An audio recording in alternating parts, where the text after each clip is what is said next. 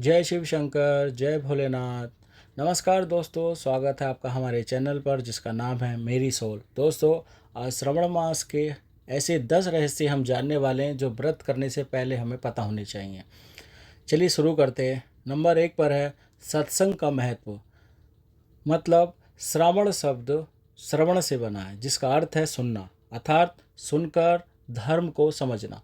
इस माह में सत्संग का महत्व है। इस माह में पतझड़ से मुरझाई हुई प्रकृति पुनर्जन्म लेती है। नंबर 2, व्रतों का प्रारंभ। श्रावण माह से व्रत और साधना के 4 माह हैं। ये 4 माह हैं श्रावण, भाद्र, अश्विन और कार्तिक। पौराणिक कथा के अनुसार देवी सती ने अपने दूसरे जन्म में भगवान शिव को प्राप्त करने के लिए युवा अवस्था यानी कि बहुत छोटी उम्र में सावन महीने में कठोर व्रत किया और भगवान शंकर को प्रसन्न कर उनसे विवाह किया था। इसलिए यह माह विशेष है। नंबर 3, संपूर्ण महाव्रत रखते हैं। सावन माह में सिर्फ सावन सोमवार ही नहीं, संपूर्ण माह ही व्रत रखा जाता है। जिस तरह इस्लाम में रमज़ान माह के रोज़े पूरे रखे जाते हैं, उसी तरह हिंदू धर्म में श्रावण मास को पवित्र और व्रत रखने वाला माह माना गया है। इस मास में शास्त्र के अनुसार ही व्रतों का पालन करना चाहिए। अगर संपूर्ण माह व्रत नहीं रख सकते तो सोमवार सहित कुछ खास दिनों का व्रत रखने का पालन अवश्य करें। नंबर 4, व्रत का नियम। सावन मास में दूध, शक्कर, दही, तेल, बैगन, पत्तेदार सब्जियां, नमकीन या मसालेदार भोजन, मिठाई, मांस और मदिरा का सेवन नहीं किया जाता। इस दौरान बाल और नाखून भी काटा नहीं जाता, तो ही उसका फल मिलता है। दिन में फल लेना और रात को सिर्फ पानी पीना चाहिए। जिसकी शारीरिक स्थिति ठीक ना हो, बीमार हो, उसे व्रत नहीं करना चाहिए। साथ ही कोई लेडी प्रेग्नेंट है या फिर कोई वैसे दूसरी बीमारी से ग्रस्त है या कोई ज़रूरी यात्रा, साथ में कोई युद्ध के हालात हों, तो भी व्रत नहीं रखना चाहिए। नंबर 5, उपाकर्म करना। यह कर्म किसी आश्रम, जंगल या नदी के किनारे किसी सन्यासी की तरह रहकर संपूर्ण किया जा सकता है। नंबर 6, इस माह के व्रत त्योहार।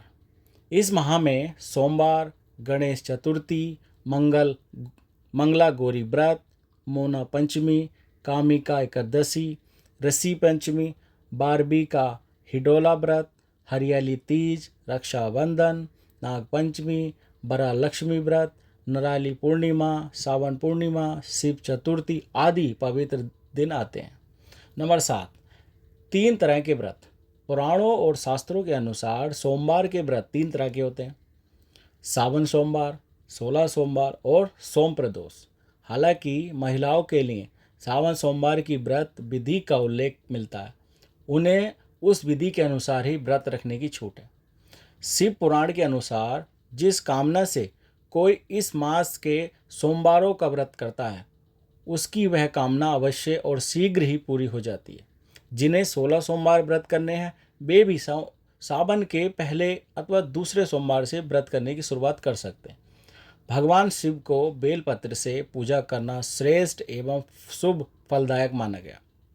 नंबर 8, यदि संपूर्ण मास व्रत रखें तो क्या करना चाहिए?